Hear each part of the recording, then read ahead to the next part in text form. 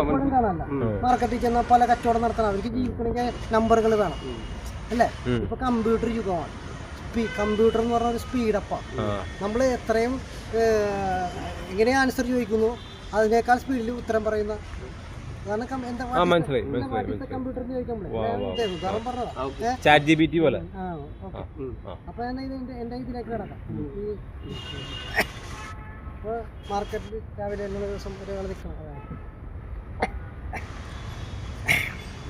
നോക്കണം സാർ, എൻ്റെ കരിക്കുന്ന ആനയെ കൂണിയേക്കാം കൂനയിച്ച് നരസ്യമായിട്ട് കടന്തരം നെടുങ്കനാട് കടം കൊടങ്കനാട് കാസർഗോഡ് മുതലായ വിദേശ രാജ്യങ്ങളിൽ ചുറ്റി സഞ്ചരിച്ച പ്രചരണമാണ് സുഹൃത്തുക്കളെ സമീപിച്ചിരിക്കുന്നു. ഒരു നാളിന് 10 പൈസ 50 പൈസ എനിക്ക് വേണ്ടിയല്ല.